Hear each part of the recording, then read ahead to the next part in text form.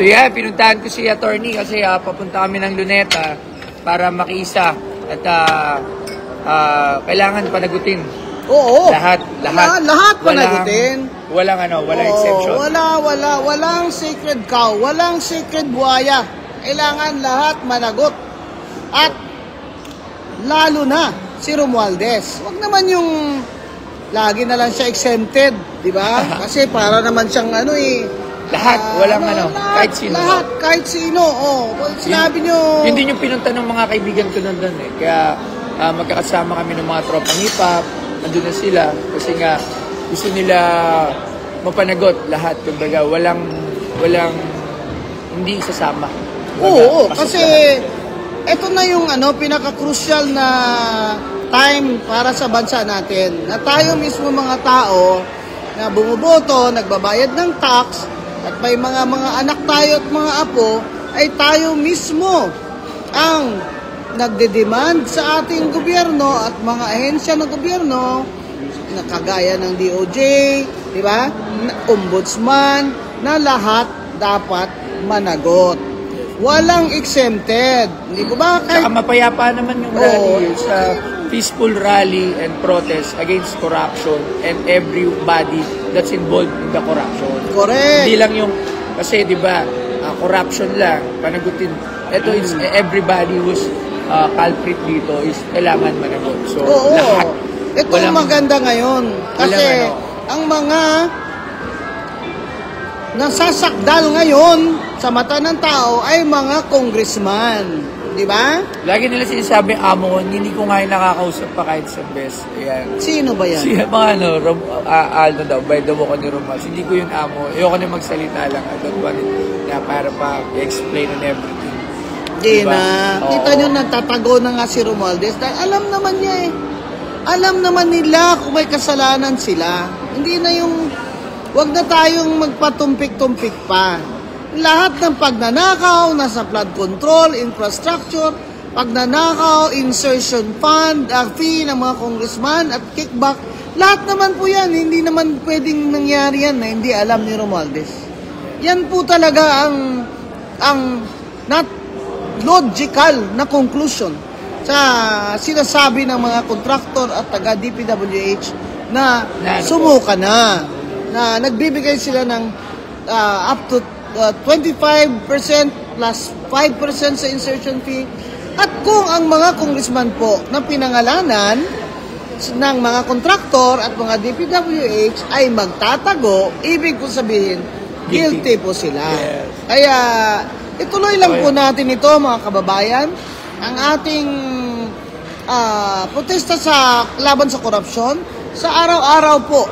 Sa araw-araw, sa Facebook nyo, sa mga comment nyo, sa pagtuturo nyo sa mga anak nyo. Kasi alam nyo, 3 taon pa, tuloy pa ang korupsyon, wala na pong maiiwan sa mga anak nyo.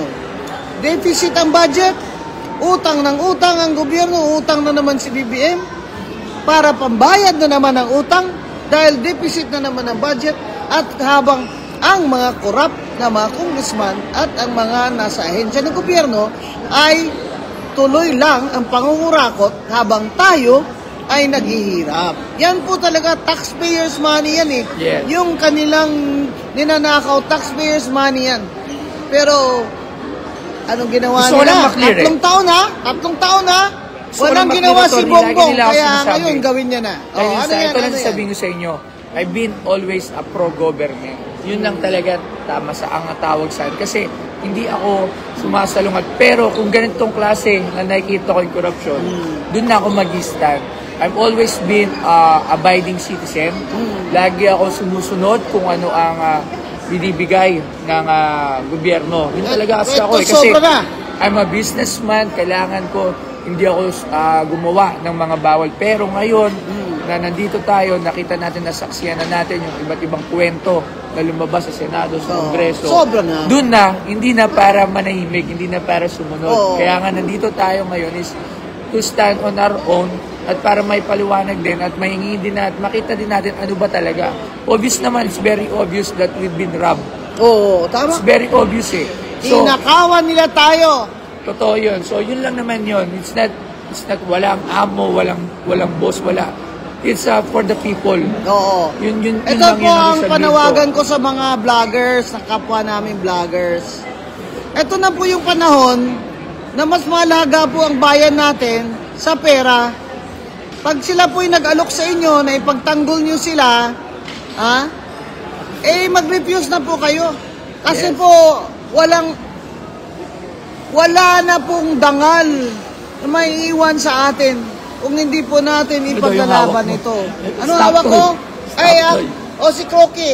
Ikaw na pala nito, attorney. Si Crocky. Asa si Sir Jack pala? Ay, wala pa. Nasa si Jack? Shout out mo si Tito Chabit. Sino? Manong Chabit. Manong Chabit, ayan. Hindi ako nakapunta nung press con. Sayang talaga. Na-invite niyo na ako way before pa eh. Punta tayo kay Manong Chabit. Punta tayo. Ayan, Manong Chabit, ayan. Kachat ko siya kahagabi.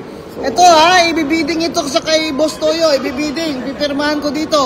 Bibiding ito At ang mariraise na pera ay bibili ng wheelchair ng batang may cerebral palsy. Ayan, Bisita ka Crocky. sa Pornstar. Bisita ko doon. Tapos tingnan nyo, may diamonds. Daming diamonds. 400 billion. Nandito po. di ba, Nandito po yung mga, mga... Invite niyo na lang sila to Ayan. come here. yes. Ha? Ako, sa mga followers ko, makiisa tayo. Oo. Let's stand on our own kasi kailangan natin to para sa mga anak natin. We're not here para manggulo. Nandito tayo para pananagutin lahat. So, yun lang naman yun eh. Lahat. Punta kayo sa Luneta ngayon. Andito kami hanggang maghapon. Stand up and be counted. Be Magmamarch din counted. kami sa EDSA. After this, we're going to Tapos EDSA. galing dito, pupunta kami ng EDSA. Ano po? Ako naman, pag kaya pa ng tuhod ng lola nyo, ay lalakad pa ako ng Camp Aguinaldo mamaya dahil nandun naman ang mga retired na mga AFP officers at nakikisali sa ating protesta. Yung sa EDSA po ba sino po rally ko? Ang- Sa Trillion March, di ba? Oo, it's a mix-mix. Mga church, mga schools. Ayan, so papunta na kami doon. Dala doon na yung mga Nandyan po kaibigan sa natin. EDSA ang grupo Luneta. ko, yung Wag Kang Kukurap. Yun po ay grupo ng mga economist sa Pilipinas. At Ano pa pangalan? Wag Kang Kukurap. Wag Kang Kukurap. Oo, yan. Yan po ang grupo ko mamaya. At nandyan din po siyempre yung mga EDSA 1. Yan. Mag-reunion po tayo dyan sa EDSA. Yung kaming mga lola nyo ay pupunta na dati nasa EDSA 1 ay pupunta po ngayon sa EDSA. Ayan. EDSA 3 na. Three na ba? Ayaw, hirap yung EDSA 2 eh. Diba? So, punta na Punta Punta muna tayo tayo. doon. Alam doon yung mga kasama namin ng hip-hop. Yun sila Omar Baliw, sila Superfly.